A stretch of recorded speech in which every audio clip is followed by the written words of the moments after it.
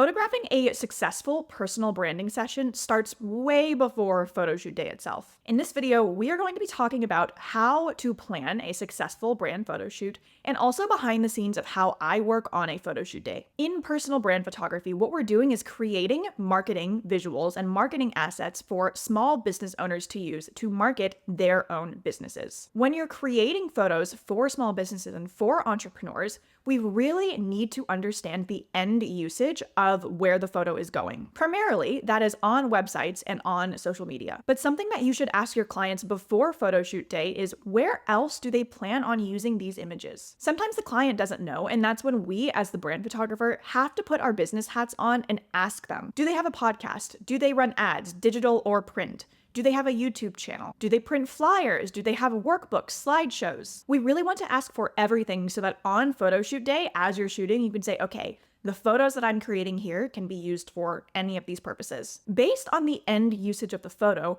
now we can reverse engineer what the location should be. Some questions to ask your client are, where do you work? Do you work in an office or do you work from home? Where do you meet with your clients? Do you have a storefront? For people that work from home, usually their home office or a studio that you can rent on Peerspace will be sufficient. I typically like to incorporate an outdoor location if I can for variety for that client.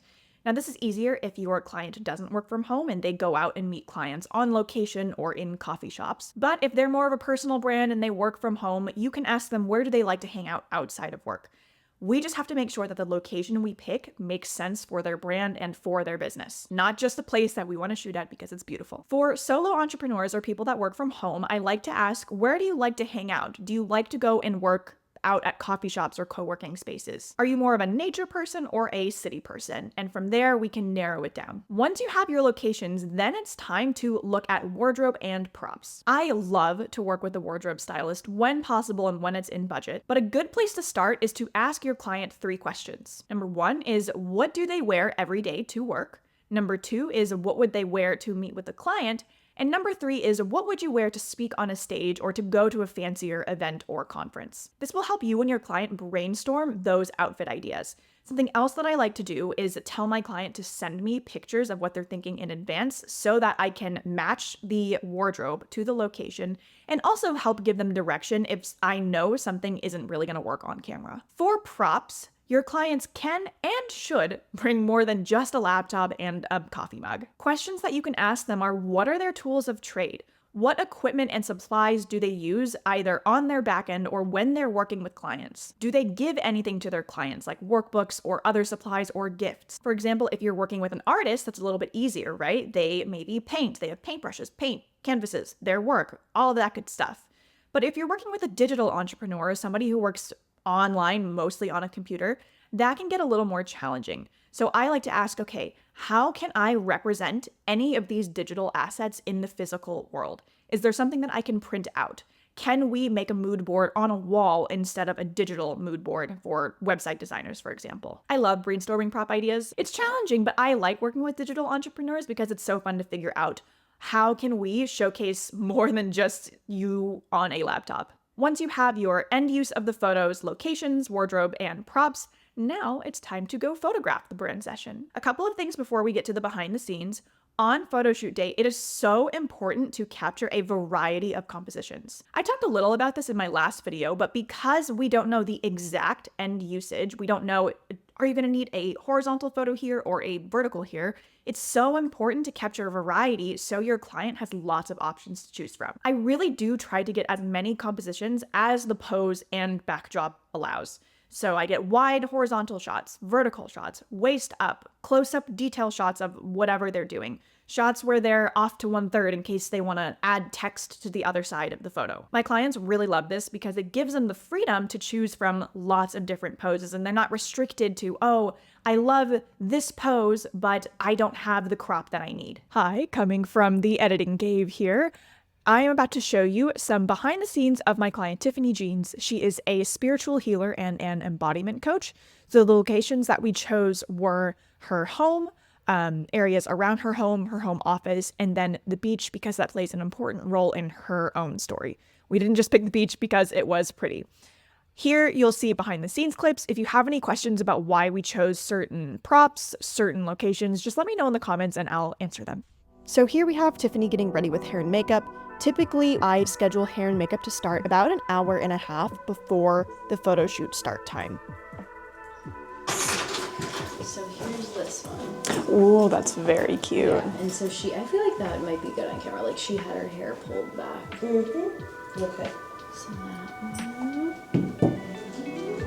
Tiffany's session was not just a photo shoot, we also recorded a brand video for her. So here you can see how I give her some direction to help her as she's filming the A-roll or the scripted portion of her video. And we put this together is overlay it with other B-roll footage. So it won't be just you talking the whole time, so you don't have to read it all in one take. So anytime we have to cut, I'll put a clip that we will film later today over it. Yeah, so we're chill. Yeah, I was absolutely not going to make you read through the whole thing all at once. Oh my gosh, I should have told you that. After we filmed her A-roll, we moved into taking the brand photos. Perfect, and then maybe just one hand over the other. Yeah. Ah, beautiful. Beautiful. Okay, we're gonna take a couple here. I'm gonna come in a little bit closer. Gorgeous.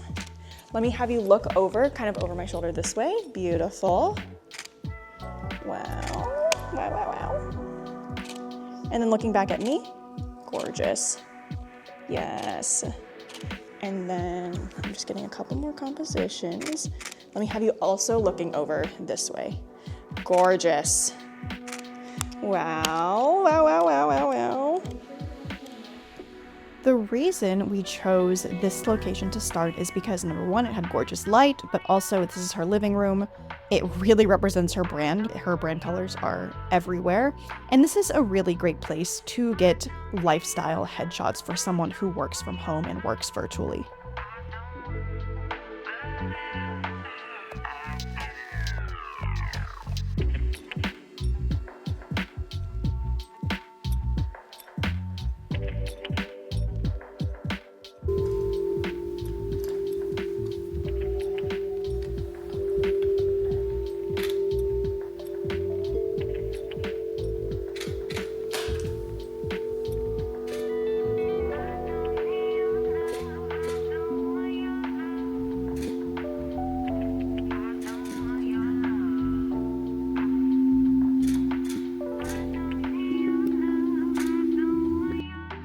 For our next location, we moved into Tiffany's office, and this is the part of her office where she films YouTube videos, courses, and other content. This is a really great place to get working shots because, like I mentioned earlier, you need more than just headshots in a personal branding session. So while I'm here, I'm getting not just shots of her face, but also detailed shots of things in her office, her tools, and more. So we are setting up a light in here. There is natural light coming in this way, but it's not enough. And because the walls in here are blue, that's going to make the photos and the videos a lot cooler. So what I'm gonna do is set up a light. I think I only need one just to fill in her face. I don't really care if the background is blue because the room is blue. But just to make sure that her face is evenly lit and not underexposed. Perfect. Okay, hold that. I'm just adjusting my settings again. Beautiful. Coming in close. And then hold that. I'm getting close to the camera. Wow. I love it.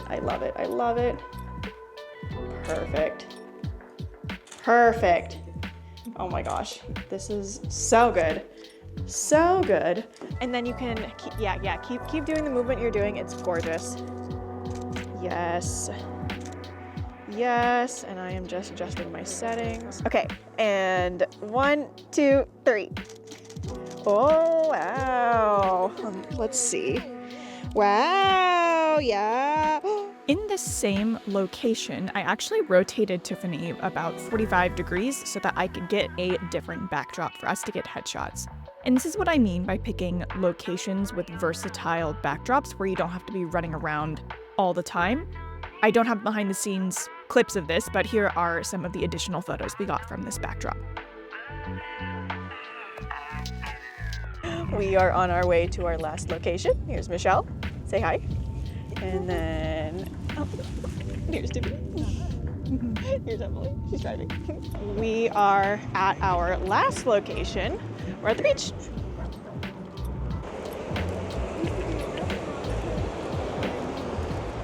Oh wow, this is gorgeous. Yeah, seriously. Oh wow. Oh, amazing, amazing, amazing. We're gonna do the walking shot. So I'm gonna have you, same thing, walking, looking at me, and then we'll do walking, looking out at the ocean. Let me dial in my settings. These are gorgeous.